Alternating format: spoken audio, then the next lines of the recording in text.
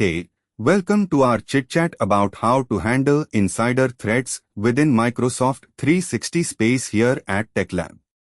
Microsoft's got this thing called insider risk management, and I'm here to unwrap it for you. First off, we gotta understand, when I say insider risks, I'm talking folks inside the house, your team, contractors, the occasional business partner sneaking around copying stuff, stealing data, or just not playing nice with security protocols.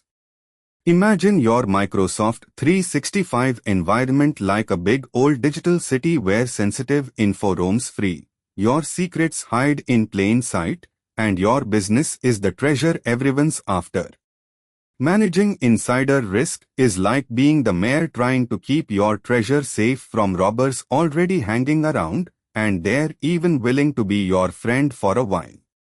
Insider risk management is your fortress, and the rules you set inside your city's defense against any internal threat that might pop up and steal or disrupt things. Now, Microsoft set up some clever rules within their insider risk management tool, which is like setting up your watchtowers and having guards patrolling different parts of town. Basically, by telling Microsoft what not to do with the information inside the fortress, like copying files where they shouldn't copy or accessing areas that they aren't cleared for, you are reducing your castle's vulnerabilities to insiders. Setting up these rules based upon different user roles, sensitive data categories, and the kind of threat they're prone to, that's your job as the leader, the mayor. But hey, managing insider risks doesn't stop at just setting up rules and erecting digital sandbag walls. There's gotta be checks and balances within this digital city, too. Monitoring user activities becomes a way to spot suspicious characters or when someone's trying to walk into the forbidden areas.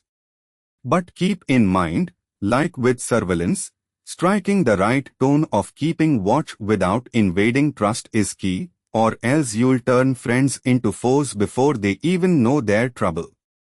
Here's a pro tip: always look for anomalies and patterns that don't fit with regular day-to-day activities. Like suddenly, your office admin decides to be a hacker and starts snooping around your server at night. That could give you a reason to take a closer look, maybe. But remember, you're keeping an eye on a pattern, not poking fingers into people's business unless necessary. Now, the best part is, technology these days means you get to manage insider risks without constantly bossing around people to do the job.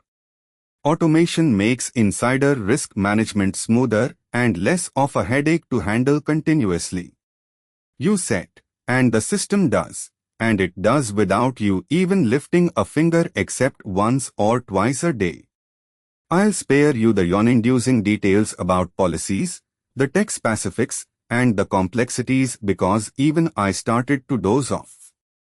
But I can't stress enough how understanding these tactics and setting them in place can keep your digital city safe, especially when the treasure, your data, is at risk.